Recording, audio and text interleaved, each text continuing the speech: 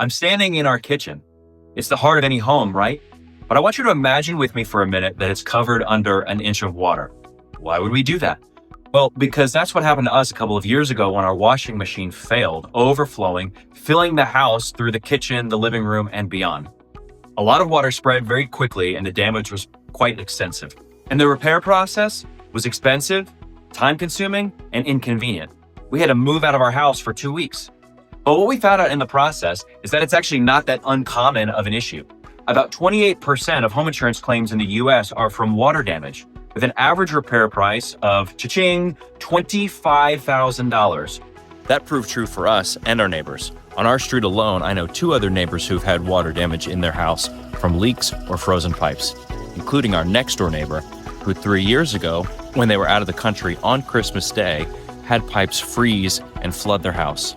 We didn't notice it until the water had filled up the garage and started running down their driveway and into the street. We did everything we could to help them, but it looked like a scene straight out of Home Alone after the wet bandits clogged the pipes. But in this case, it was a winter storm.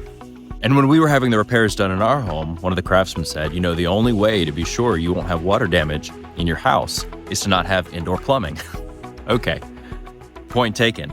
It happens all the time. It's to be expected. But what if I could offer you an alternate solution that allowed you to keep your indoor plumbing, but detect a leak before it became a major problem? Let me show you what I've got. Oh, no, not this. That's not gonna help us. But this might. This little device is a water leak sensor from Aqara. In a little while, I'm gonna be going down into our crawl space to show you our water shutoff system. The way that it works is that when one of these sensors detects a leak, the water to the whole house will be shut off before the water can spread and cause untold damage.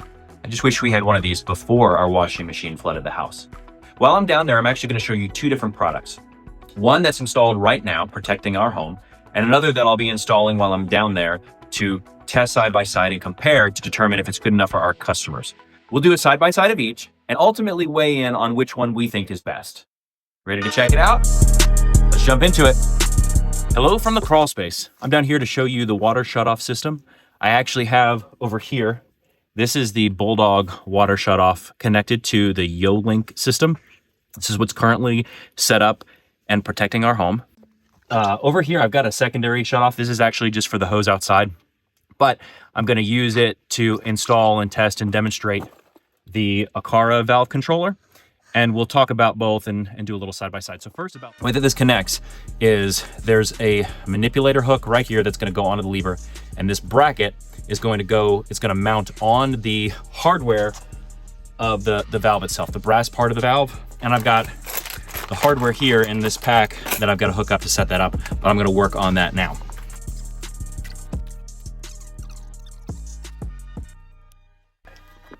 So I was able to get it paired to the Aqara hub. I was concerned about the Zigbee range, but it managed to connect.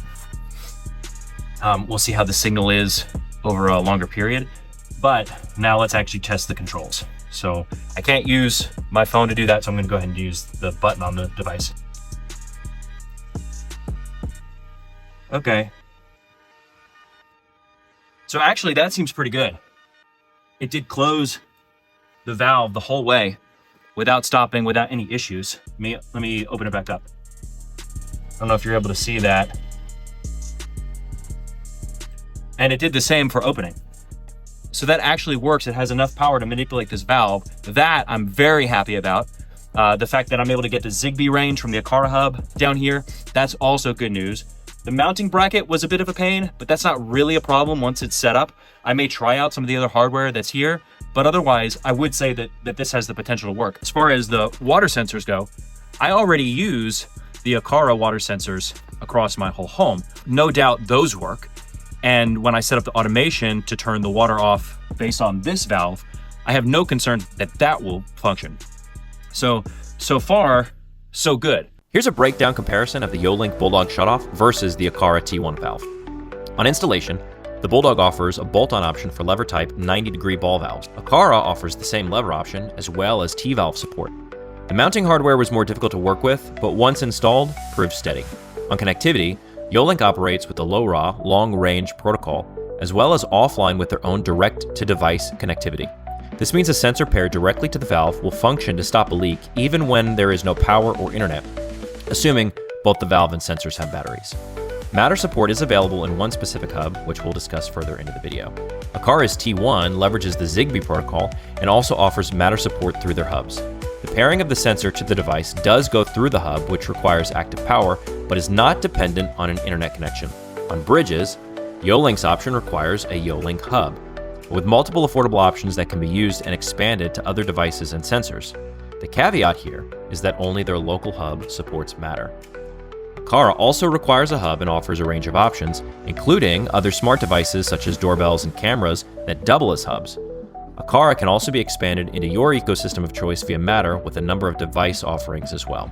Both options require 4 AA batteries with a 2-year battery life, but only YoLink supports a plug-in AC option. YoLink's low-raw protocol supports a range of 1/4 mile, penetrating even through walls, making it ideal for deployments across larger homes and properties. From attics to basements or crawl spaces, out to detached garages, pool houses, or large yards, it also makes YoLink ideal for multifamily dwellings or centralized commercial deployments. Aqara's range is based on the Zigbee protocol with approximately 300 feet, which can be strengthened and extended through additional Zigbee bridges that are built into mains power devices like their plugs and switches. I was pleasantly surprised to find that the T1 paired to my M3 from the crawl space without issue. Torque is an important factor for these devices as they must manipulate the shutoff valves, and some valves may be tougher than others. The Bulldog boasts a torque of 11 pound-force, while the Aqara is only 2.6.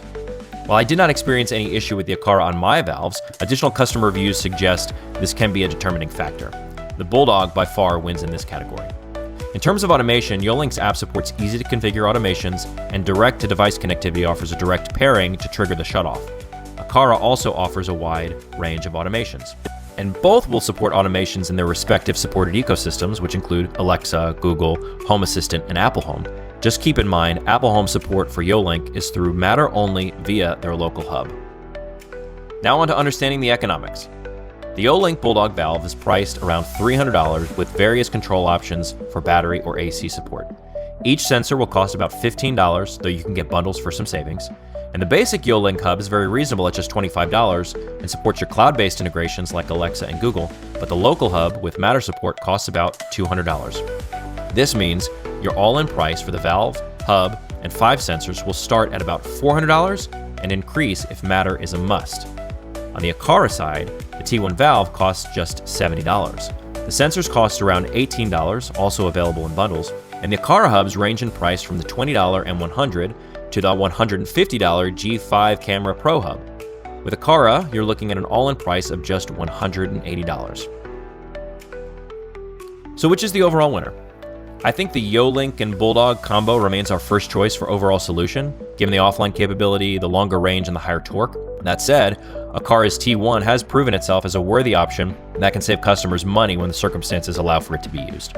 We hope you'll use the information we shared to make your own decision.